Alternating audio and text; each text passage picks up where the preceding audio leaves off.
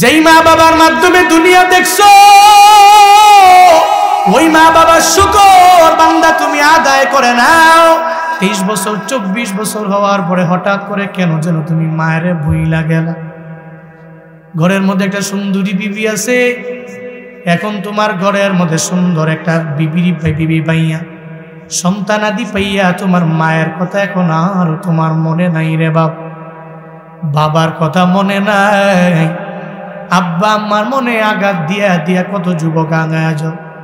একটা মোবাইলের জন্য কতবার তুমি মায়ের ধমক দিয়া দিলাম, মা একটা মোবাইল তুমি আমারে কিনে দাও। একটা ল্যাপটপের জন্য কত সন্তান বাবারে পর্যন্ত খুনও করে ফেলল। কিছু টাকার জন্য মা বাবার মনের মধ্যে আঘাত দিয়া দেয় না রে যুবকেরা। ও দিনটার বাবা যেদিন মা বাবা দুনিয়া থেকে বিদায় নিয়ে চলে যাবে, আল্লাহ পাক জানা দেয় রে বান্দা আমি আল্লাহ হলাম সরাসরি তোমার মালিক। তোমার মা বাবা সরাসরি মালিক না, বরং ওসিলা। এরা দুনিয়াতে আসার পরে লালন পালন করলো, তোমার মুখের মধ্যে সুন্দর করে মায়ে খাবার দিয়া দিল।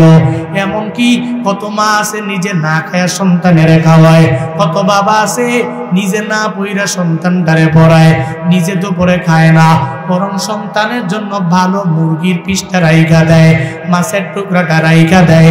ওই মায়েরা তোমার আমার জন্য এত পরিমাণে শ্রম দেয় রে বাবা। আল্লাহ পাক বলেন তোমার মায়ে তোমার জন্য যে পরিমাণে কষ্ট করলো, এরপরেও তুমি তো রবেরও না শুকরিয়া করে আগায়া যাও, আমি রবের অকৃতজ্ঞ বান্দা হয়ে যাও।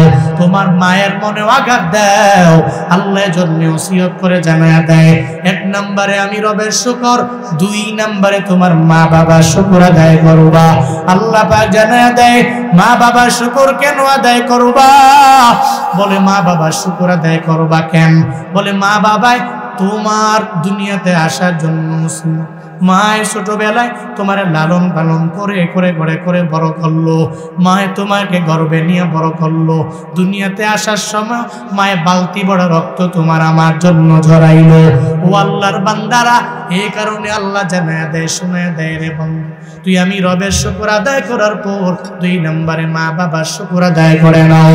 মা বাবার শুকর কেন করবা? বলে এদের শুকর আদায় করে যদি দোয়া নিয়ে আগাও তাহলে দুনিয়াতে কল্যাণকামী হতে পারবা। দুনিয়াতে যারা দামি হলো এরা মায়ের দোয়ার বদৌলতে হয়ে গেল, দুনিয়াতে যারা কামিয়াব হয়ে গেল এরা মা বাবার দোয়ার বদৌলতে হয়ে গেল। এই জন্য প্রায় জায়গায় আমি বলি কাবা শরীফের একজন ইমামের ঘটনা, আব্দুর রহমান আস-সুদাইসি যার নাম, ওনারা জিজ্ঞাসা করে ও আব্দুর রহমান আস-সুদাইসি কাবার ইমাম কেমনে হয়ে গেলেন? বলে আমার ইলমের পাওয়ার নাই, আমার আমলের পাওয়ার নাই, আমার ইলমের পাওয়ারে ইমাম হই নাই, বরং আমার মা বাবার দোয়ায় আল্লাহ আমারে কাবার বড় ইমাম বানায় দিছি। কার দোয়ায়? আমার মায়ের দোয়ায় আল্লাহ আমারে কাবার ইমাম বানায় দিস। এখন বলে আপনি বলেন দি কি কাহিনী? আপনার ইলমের পাওয়ার নাই, হিলমের পাওয়ার নাই, আমলের জোর নাই, তাহলে কাবার ইমাম হয়ে গেলেন কেমনে? বলতে লাগলেন ছোটবেলায় আমি আমার মায়েকে সঙ্গে করে লয়ে উমরা করার জন্য আসলাম। বাইতুল্লাহ আসার পর আমার মায় নিজে একা একা ঘুরে ঘুরে তাওয়াফ করে মাথা ফের এক সাইডে আমারে দাঁড় করে রাখে, আমি এক সাইডে দাঁড়ায় থাকি, আর আমার মা একা একা তাওয়াফ করার জন্য ব্যাকুল হয়ে যায়। মার মনে চিন্তা, ছোট্ট মানুষকে আবার পবিত্রতা বজায় রেখে চলতে পারবে না, মার মনে চিন্তা চলে আসলো। মাথা ফের এক সাইডে দাঁড় করায়া 2টা চক্কর দেওয়ার পরে সন্তান যেই জায়গায় রেখে আসলাম ওই জায়গায় আছে না নাই এ ব্যাপারে দেখার জন্য জানার জন্য যখন মায়ের যায়, যায়া দেখে রে আব্দুর রহমান ওই জায়গার মধ্যে নাই। আব্দুর রহমানরে না পাইয়া মায়ের পেরেশানির মধ্যে পড়ে গেল, এত বড় বাইতুল্লাহ, এই জায়গার মধ্যে যদি আমার সন্তানটা হারায়া যায় আমি কোন জায়গায় গেলে পাবো? হারায় গেলে আর পাওয়া যাবে না। মায়ে দৌড়াইয়া খুঁজতে লাগলো আব্দুর রহমান রে আমি কোথায় গেলে পাবো। হঠাৎ করে তাকায়া দেখে এই ছোট্ট বালকটা কাবার কালো গিলাপ ধরে চোখের পানি ফালায়া তাওয়াফ করে। মা যা বলে ও সন্তান, তোমারে মাথা ফের এক সাইডে রেখে আসলাম, কেন তুমি এই তাওয়াফ করার জন্য ব্যাকুল হয়ে গেল? ধমক দিয়ে নিয়ে মাথা ফের এক সাইডে আবার দাঁড় করে মা একা একা ঘুরে ঘুরে আবার তাওয়াফ করে। 2টা চক্কর যখন দেয় এরপরে আবার দেখার জন্য যখন যায় দেখে রে আব্দুর রহমান ওই জায়গার মধ্যে নাই। আবার মায় পেরেশানির মধ্যে পড়ে গেল। ছোট্ট মানুষটা এই বাইতুল্লাহর কালো গিলাফের মর্যাদা দিতে পারবে না। এই কাবা বড় দামি ঘর, এই ঘরের সম্মান বজায় রাখতে পারবে না। এবার মায় তারে খোঁজার জন্য আবার কালো গিলাফের বরাবর যায়। মায় যায় দেখে আবার আব্দুর রহমান কালো গিলাফ দইরা নিজে একা একা তাওয়াফ করে। এবার মায় গিয়া জানা দেয়, ও সন্তান আমার, তোমারে আমি মাথা ফের এক সাইডে রেখে আসলাম, কেন তুমি তাওয়াফ করার জন্য ব্যাকুল হয়ে যাও? এবার আব্দুর রহমান জানায় দেয়, মা আমারে তুমি যতই মাথা ফের এক সাইডে দাঁড় করে রাখো, ও মা গো, দুনিয়াতে কত ঘর আমি থাকায় দেখলাম, যত ঘর আমি দেখেছি, কিন্তু এই বাইতুল্লাহর মতো সুন্দর ঘর আমি কোথাও পাই নাই। যদিও এর গিলাফটা কালো, এরপর ওই কালো গিলাফের প্রতি এত পরিমাণে মায়া, সারা বিশ্ব থেকে সব মানুষ ওই বাইতুল্লাহে দৌড়ায়া যায়। এই যে ময়দানের মানুষেরা, এদের যদি জিজ্ঞাসা করা হয় বাইতুল্লাহে যাবা কিনা, আশা আসেনি, এরপরে বলবে হুজুর দোয়া কইরেন জীবনে একবার আল্লাহ যাতে করে আমারে মক্কায় লইয়া যায়, আমারে মদিনায় নিয়ে যায়, আমি যাতে আমার নবীর রওজায় যায়া সশরীরে জীবনে একবার হলেও আমি সালাম দিতে পারি। ওই নবীর জন্য নবী কইরা কাইন্দা জীবনটারে পার করে দেয়। এই আশিকে রাসূলেরা যারা নিজের আশিকে রাসূল দাবিও করে না, এরপরেও নবীর জন্য পাগল, ওই বাইতুল্লাহর কালো গিলাফ ধইরা তাওয়াফের জন্য ব্যাকুল হয়ে যায়। ও আল্লাহর বান্দারা, ওই বাইতুল্লাহে যেতে চায় না এমন কোন বান্দা নাই। আমি মুসাফির মানুষ, ওই বাইতুল্লাহে কারা কারা যাইবার চাও? মদিনায় কারা যাইবার চাও? ওই নবী যেই জায়গাগুলোতে হাইটা ধন্য বানাইলো, ওই ধন্য জায়গাগুলো তুমি নিজেও পারায়া নিজের ধন্য বানাইবা। জাবালে নূরকে কে দেখতে চাও? ওই আরাফাতের ময়দানে কারা যেতে চাও? কাদের মন চায় 2টা হাত তুইলা আমার মাওলারে দেখাও। মনে বড় আশা ছিল, সালাম আমি করব গিয়ে, সালাম আমি করব গিয়ে নবীর রওজা।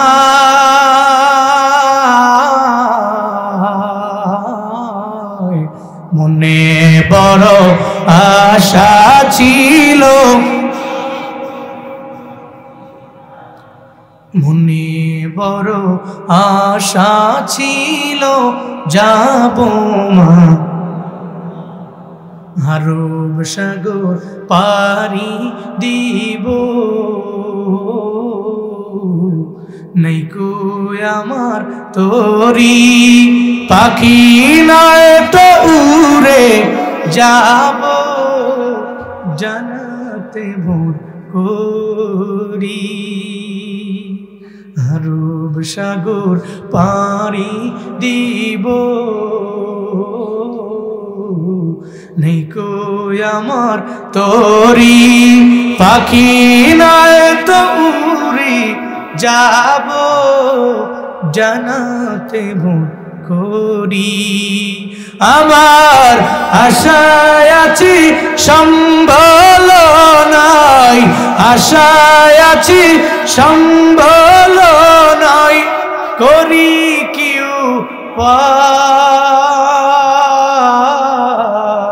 উপায়? মনে বড় আশা ছিল। আব্দুর রহমান জানায় দেয়, মা আমার বাইতুল্লাহর কালো গিলাফ দেখলে আমার বড় মজা লাগে, দুনিয়ার কোনো ঘর দেখে এত মজা লাগে নাই। বাইতুল্লাহর ঘর আমি যখন দেখলাম, মা গো বড় মায়া লাগে, বড় মজা লাগে।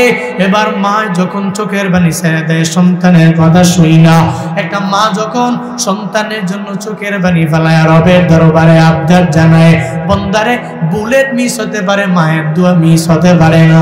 মায়ের সঙ্গে সঙ্গে আব্দুর রহমানের মাথার তালুর মধ্যে একটা হাত দেয়, আর একটা হাত যখন বাইতুল্লাহর কালো গিলাফের মধ্যে দেয়, আর রবের দরবারে আবদার জানায়, ও দয়ার মালিক, আমি মা সন্তানের তার মাথার তালুর মধ্যে একটা হাত রাখলাম, আর একটা হাত তোমার ঘর বাইতুল্লাহর কালো গিলাফের মধ্যে রাখলাম।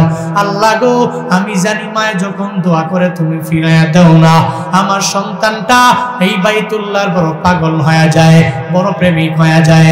আল্লাহ গো, মায়ের দোয়া ফিরাইয়া দিও না। আমি সন্তানের জন্য তোমার দরবারে আবদার জানাই, আমার এই সন্তানটারে কি এই বাইতুল্লাহর একজন বড় ইমাম বানায় দেওয়া যায় না? মায়ে যখন দোয়া করে নিল, আল্লাহ ওই মায়ের দোয়া কবুল করে নিল। আব্দুর রহমান সুদাইসি আজ বাইতুল্লাহর বড় ইমাম রে বান্দা। ও মৌলভী বাজারের যুবকেরা, জীবনে কোনোদিন যদি সফল হতে চাও, মা বাবার দোয়ার কোনো বিকল্প নেই। ওই মা বাবার দোয়া নিয়ে তুমি আগাইও।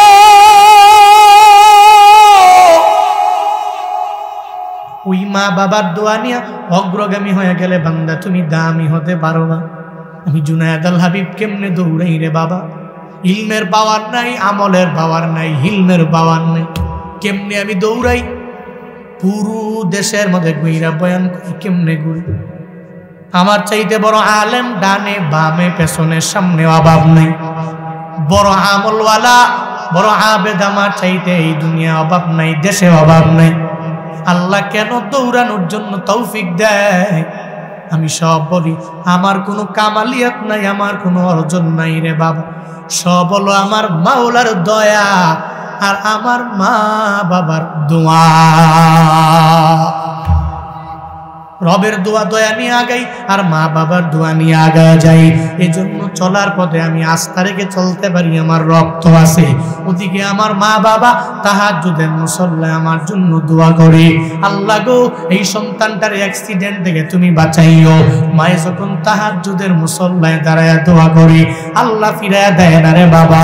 মা দোয়া তো এমনি কবুল হয়, আবার তাহাজ্জুদের মুসল্লায় দাঁড়ায় যদি চোখের পানি ফালায়া একটু মুনাজাত ধরে সন্তানের জন্য দোয়া কইরা দেয়, আল্লাহ পাক এমনিতে কবুল করে নিবে। এই জন্য নিয়ত করে নাও, জীবনে কোনোদিন মা বাবার বদদুয়া নিয়ে আগায়ও না। টের পাবা সেদিন যেদিন মা বাবা দুনিয়া থেকে বিদায় নিয়ে চলে যাবে, মাকবারার সামনে দাঁড়ায়া তুমি মায়ের জন্য চোখের পানি ফালায়া বারবার কান্না করবা, মারে মা বলে ডাকবা। মারে কত সন্তানের মায়েরে মা বলে ডাক দে, মা ডাইকা নেয়, এরপরে মায়ের বুকের মধ্যে নিয়ে কপালের মধ্যে চুমু দিয়া দেয়। মা গো তুমি আমারে কেন ডাকো না, আমারে কেন তোমার বুকের মধ্যে নেও না, কেন আমার কপালের মধ্যে চুমু দাও না, কেন আমার গালের মধ্যে চুমু দাও না? ওদিন মায়ের কবরের সামনে দাঁড়ায় চোখের পানি ফালায় কান্না করবো। এরপরেও মায়ের ডাক দিবে না, এরপরেও মায়ের ডাকে সাড়া দিবে না রে বাবা। এখন থেকে নিয়ত করে নাও, জীবনে কোনোদিন মা বাবার সাথে বেয়াদবি করবা না। এই ময়দানে অনেকে আছে যেই বান্দার মাও নাই, যেই বান্দার বাবাও নাই, মা বাবা হারায় বড় পেরেশান হয়ে গেল। যেখানেই যায় মা বাবারে পায় না যারা, মা বাবার দোয়া নিয়ে চলতে পারে না যারা, আমি দোয়া করি আল্লাহ যাদের মা বাবা দুনিয়ায় নাই, এদের কবর তুমি জান্নাতের বাগান বানায় দাও, পড়ে না আমি। জীবনের মূল কষ্ট মায়ের, প্রসব বেদনায়, সাত আসমান সাত জমিন তখন মায়েরই মাথায়। জীবনের মূল কষ্ট মায়ের, প্রসব বেদনায়, সাত আসমান সাত জমিন তখন মায়েরই মাথায়। এমন মাকে কেমনে আজি, এমন মাকে কেমনে আজি যাব আমি ভুলিয়া। ও আমার প্রাণের মা, মা গো মা কোথায় গেলে মোরে ছাড়িয়া, জনম দুঃখী এতিম আমি, চায় না কেহ ফিরিয়া। জনম দুঃখী এতিম আমি, চায় না কেহ ফিরিয়া। আমি যখন ছিলাম আমার মায়ের উদরে,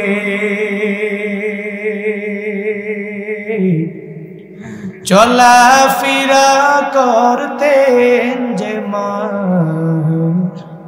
কত কষ্ট করি। আমার সুন্দর মুখ দেখে মায়ের ব্যথা যায় দেয় হাসায়া। ও আমার প্রাণের মা, মা গো মা, কোথায় গেলে মোরে ছাড়িয়া। জনম দুঃখী এতিম আমি, চায় না কেহ ফিরিয়া। জনম দুঃখী এতিম আমি, চায় না কেহ ফিরিয়া। জনম দুঃখী এতিম আমি, চায় না কেহ ফিরিয়া। যেদিন মা দুনিয়া থেকে বিদায় নিয়ে চলে যাবে, মায়ের মাকবারার সামনে দাঁড়াই তুমি মারে মা বলেছিল, ওদিন মা তোমার ডাকে সাড়া দিবে না রে বাবু। এই যুবকেরা, আল্লাহ পাকের জন্য জানাইয়া দিলেন চলার পরে 1 নম্বরে তুমি রবের শুকর আদায় করে নাও, 2 নম্বরে তোমার মা বাবার শুকর তুমি আদায় করে নাও। যদি না করো, আমি রবের দরবারে একদিন না একদিন তোমার আশা লাগবে কি লাগবে না? লাগবে নি? আব্বা আম্মা রাজি তো আমি আল্লাহ রাজি, তোমার জান্নাত দিয়ে দিব। আব্বা আম্মা রাজি না, এর মানে আমি আল্লাহ রাজি না। ও আল্লাহর বান্দা, আজকের এই মাহফিল থেকে এই তালিম নিয়ে আগায়া যাও। জীবনে চলার পথে আল্লাহ যদি আমারে গরিব বানায়, এরপরেও রবের শুকর আদায় করে আগাবো। আল্লাহ যদি আমারে মধ্যবিত্ত বানায়, এরপরেও শুকর আদায় করে আগায় যাব। আল্লাহ যদি ধনী বানায়, এরপরেও রবের ভুলব না। আমি নামাজের ক্ষেত্রে একটুও লাইনচ্যুত হইয়া পিছ পামায়া যাব না, আমি কাজাও করব না। নিয়ত করে নাও, আজকে থেকে 5 ওয়াক্ত নামাজ আদায় করব। 2 নম্বরে, যেই মা বাবায় আমার জন্য এত পরিমাণে শ্রম দিয়ে দিল, এত পরিমাণে যেই মা বাবায় কষ্ট করলো, আজকে থেকে নিয়ত করব আর মা বাবার মনের মধ্যে আঘাত দেওয়া যাবে না। ওই মা বাবার দোয়া নিয়ে আগায় যাব। জীবনেও কোনোদিন শিরকের গুনাহের মধ্যে লিপ্ত হব না, আব্বা আম্মার অবাধ্য সন্তান হব না। এই শিক্ষাগুলো বাড়িতে যাইয়া বাস্তব জীবনে যদি বান্দা তোমার আদায় করতে মনে চায়, কারা কারা তৈয়ার আছো? 2টা হাত তুলে আমার আল্লাহরে দেখায় দাও। সকাল থেকে সন্ধ্যা পর্যন্ত যতগুলা নিয়ামত তুমি আমারে দিয়া দিলা, নিয়ামতের শুকর আদায় হবে এমন জুমলা আমি জানি না। ইলহাম জারি করার মাধ্যমে জুমলা শিখায় দাও। আল্লাহ পাক বড় রাজি হয়ে যায় ওই বান্দারকে ইলহাম জারি করার মাধ্যমে একটা জুমলা আমার মাওলা শিখায় দেয়। সঙ্গে সঙ্গে পড়ে নেয়, ইয়া রাব্বি লাকাল হামদু কামা ইয়ামবাগি লিজালালি ওয়াজহিকা ওয়া আযীমি সুলতানিকা। এই জুমলাটা সঙ্গে সঙ্গে ওই আবেদ তার জবান দিয়া বের করে দেয়। আল্লাহ এত পরিমাণে রাজি হয়ে যায়, ডান কাদের একজন ফেরেশতা প্রতিনিয়ত বান্দা যে আমল করে ওই আমলের নেকিটা আমল নামে উঠায় দেয়। কেউ যদি জবান দিয়া পড়ে সুবহানাল্লাহ, বলতে দেরি হয়ে যাবে, ডান কাদের ফেরেশতা আমল নামার ভিতরে 10টা নেকি উঠাইতে দেরি করে না। বান্দা যদি আলহামদুলিল্লাহ পরে সঙ্গে সঙ্গে 10টা নেকি আমলনামায় দিয়া দেয়। আল্লাহু আকবার যখন পরে নেয় 10টা নেকি বান্দার আমলনামায় সঙ্গে সঙ্গে ডান কাঁধের ফেরেশতা দিয়া দেয়। ইয়া রাব্বি লাকাল হামদু কামা ইয়ামবাগি লিজালালি ওয়াজহিকা ওয়া আযীমি সুলতানিকা। এই জুমলাটা পড়লে কতটুকু নেকি দেওয়া লাগবে ডান কাঁধের ফেরেশতার জানা নাই। সঙ্গে সঙ্গে সে রবের দরবারে আল্লাহকে ডাক দিয়া বলে, রে মাওলা, আপনার এই বান্দাটা এতক্ষণ সুবহানাল্লাহ পড়লো, 10টা নেকি দেওয়া লাগবে আমার জানাস। আলহামদুলিল্লাহ পড়লো, 10টা নেকি দেওয়া লাগবে আমার জানাস। আল্লাহু আকবার পড়ে নিল, 10টা নেকি আমলনামায় দেওয়া লাগবে আমার জানাস। এখন সে তার জবান দিয়া সুবহানাল্লাহ পড়ে নাই, এখন জবান দিয়া আলহামদুলিল্লাহ পড়ে নাই, জবান দিয়া আল্লাহু আকবার শুধু বের করছে এমন নয়। আপনি যত বড় ওই বড়ত্ব অনুযায়ী সে তার প্রশংসার জুমলাটা জবান দিয়া বের করলো। কত নেকি দেওয়া লাগবে এই ব্যাপারে বিন্দু মাত্র পরিমাণ ধারণা আমার নাই। আল্লাহ গো, 100 নেকি দেওয়া লাগবে, আপনি বললে আমি দিয়া দিব। আল্লাহ পাক তখন বলে, ও ডান কাঁধের ফেরেশতা, না না, আমার বান্দার আমলনামায় 10টা নেকি দেওয়া লাগবে না, আমার বান্দার আমলনামায় 100 নেকি তুমি দেওয়া লাগবে না, আমার বান্দার আমলনামায় 1000 নেকি দেওয়া লাগবে না, বান্দার আমলনামায় 1,00,000 নেকি দেওয়া লাগবে না, আমার বান্দার আমলনামায় 1,000,000 নেকি দেওয়া লাগবে না, আমার বান্দার আমলনামায় কোনো নেকি উঠানোর প্রয়োজন নাই। বরং বান্দা যে জবান দিয়া ইয়া রাব্বি লাকাল হামদু কামা ইয়ামবাগি লিজালালি ওয়াজহিকা ওয়া আযীমি সুলতানিকা জবান দিয়া বের করে দিল, এই পুরো জুমলাটাই আমার বান্দার আমলনামায় উঠায়া দাও। ডান কাঁধের ফেরেশতা বলে, ও মাওলা, কেন এই পুরা জুমলাটা কেন উঠায় দেওয়া লাগবে? কেন কোনো নেকি বান্দার আমলনামায় দেওয়া লাগবে না? আল্লাহ কয়, ও ফেরেশতা, হাসরের ময়দানে মিজানের দাড়ি পাল্লায় বান্দা যেদিন দাঁড়ায়া যাবে, কেউ ডান হাতে আমলনামা পাবে, কেউ আবার বাম হাতের মধ্যে আমলনামা পেয়ে যাবে। ডান হাতে আমলনামা পাবে, ওর মতো কপাল ভালো এই পৃথিবীর মধ্যে কেউ নাই রে বাপ। সুজা বিজলির আকারে পুলসিরাত পার হইয়া আমার রবের জান্নাতের মধ্যে চলে যাবে। বাম হাতে আমলনামা যার, এর মানে বদের পাল্লাটা ভারী হয়ে গেল, নেকের পাল্লাটা ভারী বানাইতে পারে নাই। আল্লাহ সেদিন বলবে, ও আমার বান্দা, তোর জন্য বড় মায়া করে জান্নাত বানাই না, আমলনামা আমার হাতে দাও। আল্লাহ ওদিন আমলনামা দেখবে কোন একটা আমলের উসিলায় জান্নাতে ঢুকাইয়া দেওয়া যায় কিনা। আল্লাহ ওদিন দেখবে কোন মাহফিলের মধ্যে যায় যেন বান্দা তার জবান দিয়া পড়ে নিল, ও মালিক তুমি বড়, তোমার বড়ত্ব অনুযায়ী আমি তোমার প্রশংসা আদায় করে নিলাম। আল্লাহ সেদিন বলবে, তুই আমার দুনিয়ায় বড় বানাই না, আমারে বড় বললা, আমার বড়ত্ব অনুযায়ী শুকরিয়ার বাক্যটা তোর জবান দিয়া বের করলাম, এত রাজি হয়ে গেলাম, যা যা জাহান্নাম থেকে ফিরাইয়া জান্নাতে ঢুকাইয়া দিলাম। আতিনা ফি দারে দুনিয়া না হাসান, আতিনা ফি দারে উকবা না হাসান, ইয়া গিয়াসাল মুস্তাগীসি নাহদিনা লফদিখারা বিল উলুমে ওয়াল গিনা, হর গোরি দেনে কো তু তৈয়ার है, झूना मांगे उस तो तू बेजार है। আল্লাহ পাক জানায় দেয়, কোন বান্দা যদি আমি রবের শুকর আদায় করে নাই, আমি আল্লাহ বান্দার প্রতি বড্ড রাজি হয়ে যাই। লা ইন শাকারতুম লা আযীদান্নাকুম, কেউ যদি শুকর আদায় করে আমি মাওলা দুনিয়াতেই বাড়ায়া দেই। এই গরিব, আল্লাহ পাক তোমারে গরিব বানাইলো, সাবধান, কৃতজ্ঞ হওয়া যাবে না। এই ডেলেবার যারা দিন মজুর, দিনে এনে দিনে খাও, জীবনেও কোনোদিন ভিক্ষার জন্য নামা যাবে না। আমার রবের উপরে তাওয়াক্কুল করে আগাও, যদি শুকর আদায় করতে পারো আল্লাহ পাক বলেন আমি মামলা বাড়ায়া দিব, বাড়ায়া দিব। আল্লাহ বলেন আনিশকুরনি ওয়ালি ওয়ালিদাই, এক নম্বরে তুই আমার শুকর আদায় করে নাও, দুই নম্বরে মা বাবার শুকর আদায় করে নাও। এক নম্বরে ওই আল্লাহ শুকর আদায় করবা যে আল্লাহ তোমারে বড় মায়া করে বানাইলেন। আসমান দিলেন ফিরি, জমিন দিলেন ফিরি, নদীর মাছও দিলেন ফিরি। দুনিয়াতে এমন কোনো নিয়ামত নাই সব নিয়ামত গুলো বান্দার জন্য ফিরি বানায়া দেয় নাই। মাছ কিনা গেলাম অথবা নদী থেকে ধরলাম, মাছের জন্য ট্যাক্স দেওয়া লাগে না।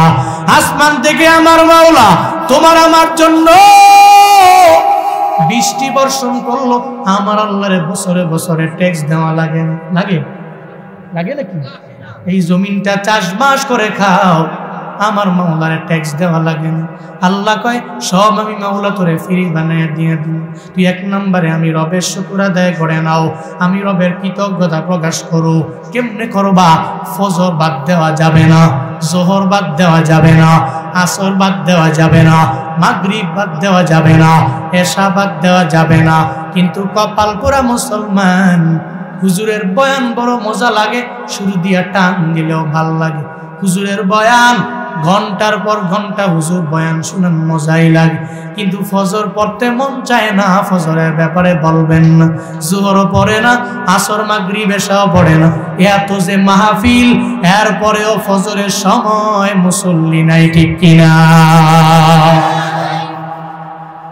হুজুর বয়ান বড় মজা, খালি বয়ানই ভাল লাগে, বয়ান করেন। এলাকায় মাহফিল আছে রে, চান্দা লাগলে নিস, টাকা লাগলে নিস, কিন্তু মাহফিলে আইসা প্রতিবার যে আসলাম একটা পুঁজি নিয়ে যদি যাইতাম, একটা আমলের পুঁজি, অন্তত পক্ষে এই আমলের পুঁজিটা আমি কন্টিনিউ করব, একটা পুঁজি নিয়ে যদি যাইতাম জীবন ধন্য হয়ে যেত। কত মাহফিল এই জীবনে শুনছেন, গুইনা শেষ করতে পারবেন? এলাকায় মাহফিল কম হয়? প্রতি বছর এত মাহফিল, এত ওয়াজ, এত বক্তারা দূর দূরান্ত থেকে আসেন। আপনি যদি এখান থেকে একটা আমলের পুঁজি নিয়ে যাইতেন, কিন্তু না তো, এরপরেও ফজরে মুসল্লি নেই। একবার আমি নাম বললে চিনবেন, এলাকার নাম খুব পরিচিত এলাকা, যাচ্ছিলাম মাহফিলে যাওয়ার পথে মাগরিবের নামাজ পড়ার জন্য রাস্তায় ব্রেক দিলাম। মাগরিব, কিয়ামত হবে যে সময়, অন্তত পক্ষে মানুষ ফজর জোহর আসরে না গেলেও মাগরিবে যায়। এই জন্য দেখবেন মসজিদে তুলনামূলকভাবে অন্যান্য নামাজের চাইতে মাগরিবের মুসল্লি কম না বেশি? কথা কয় না, কম না বেশি? বেশি। তো গেলাম, আমি ভাবলাম যে মাগরিবের নামাজ, ভিতরে ঢুকে দেখি ইমাম সাহেব সহ 3 জন। কয়জন? 3 জন। আমরা গিয়ে দাঁড়াইলাম, 5-6 জন হইল। সালাম ফিরে দেখি আমরা ওই নামাজ পড়া পাশে গিয়ে দেখি দোকানে বসে আড্ডা মারে। নামাজ পড়ে গিয়া দেখি দোকানে কি করে? সওয়াব করে, নেকামল করে, দোকানে তসবিহ পড়ে। চাপার জোরে অনেকে বলে আমি দোকানে বসে দাওয়াত দিই, মিছা কথা। দোকানে গিয়া বসলেই দিব, বসলেই দিব। ওই হুজুরে কি বয়ান করলো, ওই ইমাম সাহেবের কি দোষ আছে, ওই মহিলা মাদ্রাসা কি দোষ, ওই আলিয়া মাদ্রাসা কি দোষ, বাংলাদেশের হুজুরা কেমনে কি করে, কোন আলেম কোন দিকে গেছে, এলাকার মেম্বরে কি করলো, শুধু মানুষের নিয়ে চিন্তা। ঘন্টার পর ঘন্টা দোকানে সময় দেয়, কপাল পুরো এশার নামাজে মুসল্লি নাই, আজান শোনার পরে ইচ্ছা করে দোকানে বসে আড্ডা মারে, এশায় যায় না, আছে না নাই? আজান শুনে আসো যারা বিছানা,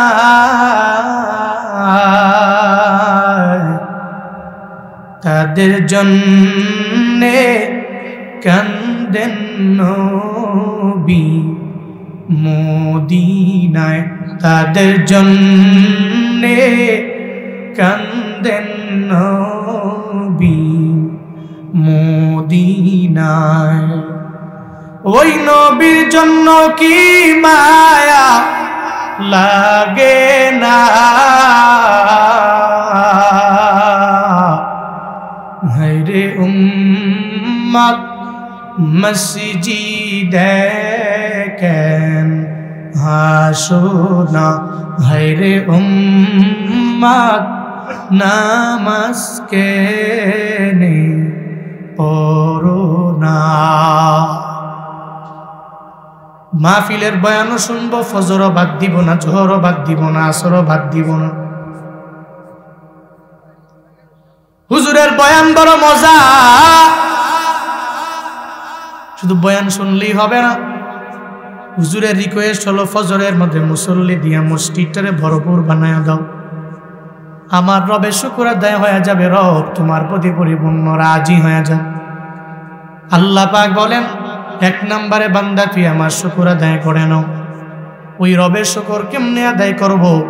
বলে নামাজের মাধ্যমে করব, রোজা রাখার মাধ্যমে করব, নেক আমলের লাইনে অগ্রগামী হওয়ার মাধ্যমে আমার মাওলারে পরিপূর্ণ রাজি বানায় ফেলব। ও আল্লাহর বান্দারা, আল্লাহ পাক যে জানায় দিলেন শুকর আদায় করার জন্য। কেন করবা? বলে আমি আল্লাহ তো তোমার মায়ের মাধ্যমে দুনিয়ার মধ্যে তোমারে আনলাম, তোমার মা বাবা দুইজনের মাধ্যমে দুনিয়ার মধ্যে আমি আল্লাহ আনলাম, দুনিয়াতে আসলাম। মা বাবা হলো মাধ্যম, সরাসরি একজন মালিক চিন্না বলো তার না। কে মালিক? আল্লাহ হলেন সরাসরি তোমার আমার মালিক। মা বাবা হলো ওসিলা, মা বাবার মাধ্যমে বান্দা তুমি দুনিয়া পাইলা, দুনিয়া দেখতেও পারলা। আল্লাহ পাক বলেন, আমি আল্লাহ কত মায়া করে তোমার ওই মায়ের গর্ভের মধ্যে সুন্দর করে বড় করলাম। বন্দারে, একটা মানুষ জীবনেও কোনোদিন কোনো মানুষ বানাইতে পারবে না, কোনো বিজ্ঞানী পারবে না, কোনো ডক্টর পারবে না, কোনো কবিরাজ পারবে না। মানুষ বানানোর ক্ষমতা কারো নাই। বরং আল্লাহ পাক একটা মানুষ বানাইলেন। একটা মানুষকে যদি তুমি টুকরা টুকরা টুকরা টুকরা করে দাও, মানুষের মাথা থেকে নিয়ে পা পর্যন্ত যত রগ আছে, শুধু তাই না রে বাবা, পুরা বডিটাকে যদি আমার মাওলা কত পরিমাণে সিমটম দিয়া তোমারে আমারে বানাইলো। ওই বিজ্ঞানীরা বলে, একটা মানুষের যদি টুকরা টুকরা কইরাও যদি পুরো পৃথিবীটাকে যদি ঘুরান দিয়া 3 বার যদি হয়, 3টা বার যদি ঘুইরা একটা মানুষের বডির ভিতরে যতটুকু আমার মাওলা গঠন প্রণালী দিয়ে দিলেন, এগুলো একটা একটা একটা একটা কইরা যদি সুন্দর করে সাজায়া দাও, পুরা পৃথিবী 3টা শেষ হয়ে যাবে। এরপরেও একটা মানুষের গঠন প্রণালীর ওই সিমটম সাজায়া শেষ করা যাবে না। জনৈক বিজ্ঞানী আল্লাহ পাক মানুষ যেমনে বানাইলেন প্রোটোপ্লাজম, আদি প্রাণ সত্তার মাধ্যমে, যে প্রোটোপ্লাজমের ভিতরে মাটির রাসায়নিক সমস্ত উপাদানগুলো নিহিত। এই সব মাটির রাসায়নিক উপাদান নিয়ে একজন বিজ্ঞানী টানা 15 বছর লাগায় চেষ্টা করে একটা মানুষ বানাইবার, একটা মানুষ দুনিয়ার মধ্যে আমি বানাইব, এই চিন্তা নিয়ে আগায় যায়। প্রোটোপ্লাজমের ভিতরে, মানব দেহের ভিতরে সবচেয়ে বেশি উপাদান যেই 4টা থাকে একত্রে করলেন। অক্সিজেন, নাইট্রোজেন, কার্বন ডাইঅক্সাইড, এরপরে হাইড্রোজেন, এই 4টা উপাদান সামনে আনলেন। প্রোটোপ্লাজমের মাধ্যমে একটা আদি প্রাণ সত্তা বানানোর জন্য, একটা মানুষ তৈরি করার জন্য টানা 15 বছর লাগায়া চেষ্টা করার পরে বিজ্ঞানী বলে, এই 15 বছর আমি অনর্থক চেষ্টা করলাম, আমি বিজ্ঞানীর দ্বারা সম্ভব নয়। এর মালিক একজন, এর খালিক একজন। ও বান্দা আওয়াজ দাও, চিল্লায়া বলো তার নাম। আচ্ছা মানুষ বলো দেখি, রাত্র কেন কালো? সূর্য বলো কোথা হতে পাইল এত আলো? ফুলগুলো নানান রকম কেমন করে হয়? পাতাগুলো সবুজ বটে, ফুলের মতন নয়।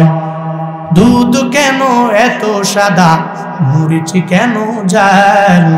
আমগুলো পাকলে বলো কেমনে হয় তালাল? পশু পাখি কয় না কথা, মানুষ কেন কয়?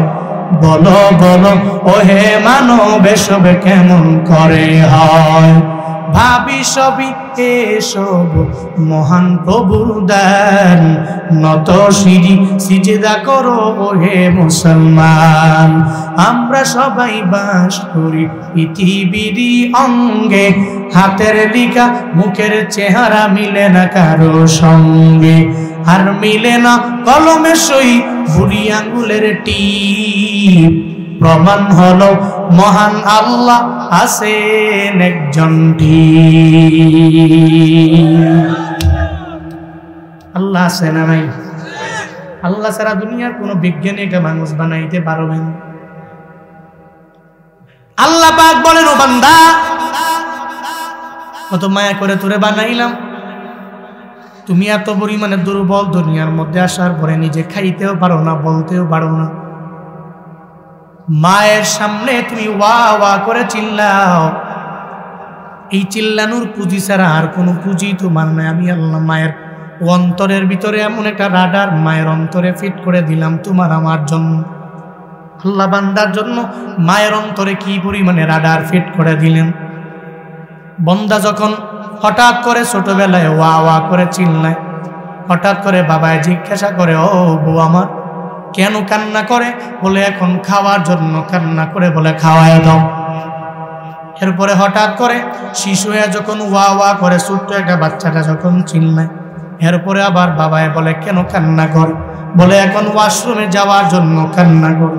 এরপরে আবার কান্না করে ওয়া ওয়া করে যখন চিল্লায়, এরপরে আবার বাবায় বলে বিবি আমার এখন সন্তান আমার কেন কান্না করে আমার বুঝে হয় না। বলে এখন কান্না করার কারণ, বলে আপনার সন্তানটা ঘুমের জন্য কান্না করে। আল্লাহ কয় তোর মায়ের অন্তরের মধ্যে আমি মাওলা রাডার ফিট করে দিয়ে দিলাম। বান্দা তোমার যখন যা লাগবে সব আমি মাওলা তোমার মায়ের মাধ্যমে ব্যবস্থা করে দিলাম।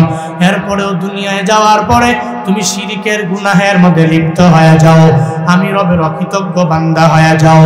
একটু কৃতজ্ঞও হও না, একটু নামাজও পড়ো না, রোজাও রাখো না, নেক আমল করো না, আমি রবের শাকিরিন বান্দাদের অন্তর্ভুক্ত নিজেরে বানাও না। আল্লাহ পাক জানায়া দেয়, ও বান্দা কৃতজ্ঞ হওয়া যাবে না, যাবে না, যাবে না। এক নম্বরে শুকর আদায় করব কার?